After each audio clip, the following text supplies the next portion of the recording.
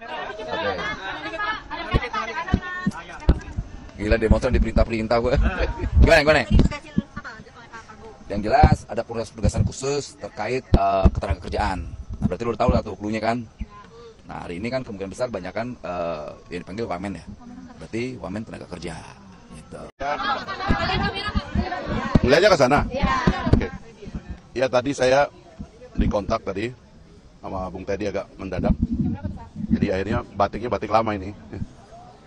Belum sempat ganti.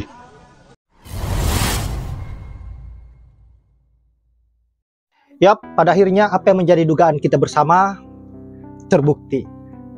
Bang Fahri Hamzah dan juga Noel begitu getol menjilati Pak Mulyono kemarin-kemarin pada saat menghadiri acara-acara TV, dan bahkan kedua orang ini rela untuk dipermalukan oleh para netizen untuk membela Pak Mulyono, membela kesalahannya Pak Mulyono agar bisa mendapatkan jabatan, agar bisa mendapatkan tulang dengan porsi yang besar. Terbukti sekarang hasil dari kerja kerasnya untuk menjilati Pak Mulyono, akhirnya mendapatkan jabatan sebagai wakil menteri, dan Bang Fahri Hamzah juga dapat sebagai menteri. Nah, tidak hanya itu, apa yang menjadi statementnya Pak Mulyono bahwa dia tidak akan mengintervensi soal kabinet di Prabowo Gibran, lagi dan lagi terbukti bahwa Pak Mulyono ini selalunya saja sen kiri tapi belok kanan.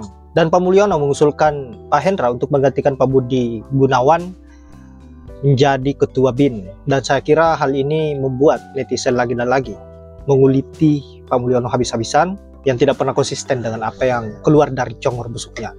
Untuk itu langsung saja kita simak bagaimana komentar-komentar emak-emak yang akan saya tampilkan ini, dan silahkan sahabat-sahabat komentari. Wah, kalau naikin berita soal Pak Jokowi bakalan dihujat lagi nih saya. Tapi nggak apa-apa. Nih, baca berita yang benar. Jokowi usulkan Herindra menggantikan Budi Gunawan menjadi kepala BIN. Garis bawahi, Jokowi usulkan.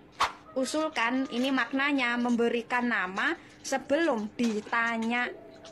Jadi nggak salah kan kalau kemarin ngeri Pak Mul, mencela-mencela. Karena emang mencela-mencela. Nih, buktinya dibuktikan sendiri oleh Pak Jokowi.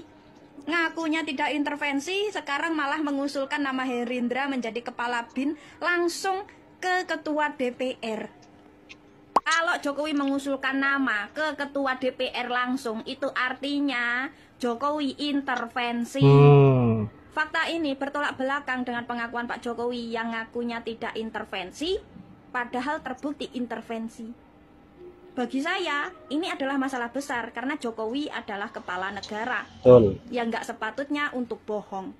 Tapi bagi beberapa ekor penyembah Pak Jokowi, kebohongan kecil kayak gini itu dianggap biasa, bukan masalah. Sejujurnya saya juga tidak dirugikan secara material dari kebohongan Jokowi ini. Tapi jujur aja, sebagai kepala negara, apakah etis melihat presiden yang sudah menjabat selama 10 tahun berbohong demi untuk mencitrakan diri sendiri? Bagi saya ini nggak etis, gitu loh. Dan yang saya mau tekankan di sini adalah saya cuma menunjukkan, membuktikan bahwa Pak Jokowi itu hal kecil sekelas cawe-cawe di pemerintahan Prabowo Gibran aja berbohong. Dan saya membuktikan bahwa Pak Jokowi itu benar berbohong sekaligus mencela-mencela. Jadi kalau para penyembah Jokowi itu marah-marah atas pembuktian saya, ya itu nggak apa-apa, karena emang sakit sih ketika idola kita itu mempunyai kekurangan, dan kekurangan itu diumbar oleh orang lain di media sosial. Dan bagi orang yang nggak cerdas, mereka tentu merasa bertanggung jawab untuk menutupi kebusukan orang yang mereka dukung. Betul, dan orang bodoh itu pula merasa bertanggung jawab untuk balik menyerang atau menghujat orang yang udah mengumbar borok dari orang yang mereka dukung. Orang bodoh akan lebih fokus menghujat daripada mencerna poin yang orang lain sampaikan. Halo guys, halo juga. 5 hari sebelum lengser, ternyata Pak Jokowi masih saja melakukan manuver. Ya, Pak Jokowi mengangkat Herindra menjadi kepala BIN menggantikan Budi Gunawan. Ini benar-benar seolah Pak Jokowi ingin menghabisi PDIP. Ya mungkin agar jangan sampai nanti Prabowo punya beban seandainya tidak jadi bertemu dengan Bu Mega. Nah, lalu apakah Herindra ini akan jadi kepala BIN yang paling singkat masa jabatannya? Karena tadi malam Herindra juga dipanggil Pak Prabowo. Dan sepertinya Pak Jokowi juga ingin dianggap berjasa gitu. Karena itu dia mengangkat Herindra lebih dulu jadi kepala BIN. Nah, kalau seandainya Herindra ini nanti benar menjadi menterinya Pak Prabowo, lalu apakah jabatan kepala BIN ini cuma transisi?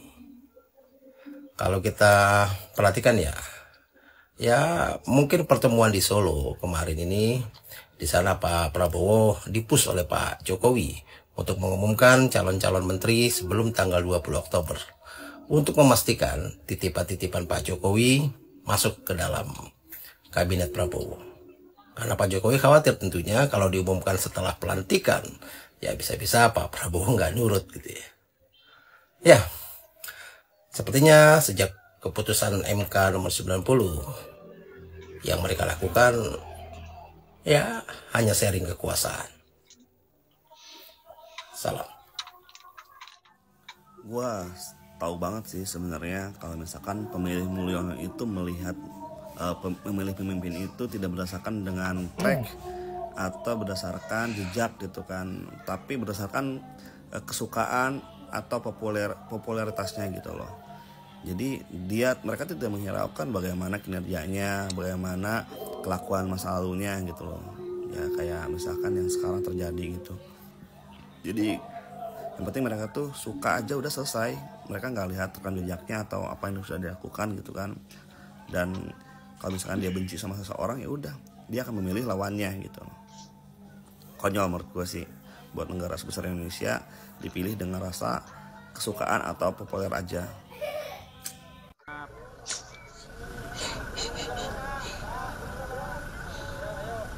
Si cebol. Gus, ada Gus. Astagfirullah. Gus Imin.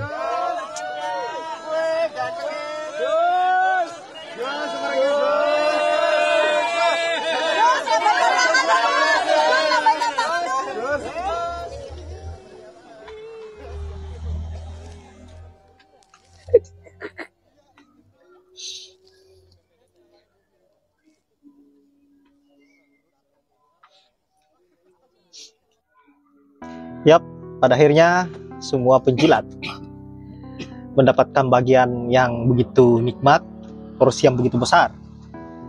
Tentunya ini adalah hal yang membahagiakan buat mereka dan keberlanjutan penderitaan bagi rakyat Indonesia. Karena tentunya secara kualitas mereka sangat buruk karena mereka mengedepankan persoalan bagaimana agar bisa lebih memperkaya dirinya tanpa pernah berpikir bagaimana penderitaan rakyat saat ini yang begitu menderita dengan kebijakan-kebijakan yang dilakukan oleh pemerintah, baik itu presiden dan para menteri-menterinya, yang saya kira tidak akan berubah, bahkan akan menambah penderitaan rakyat karena menterinya itu saja dan bahkan ditambah yang baru, dan yang baru ini lebih konyol dari yang sebelumnya.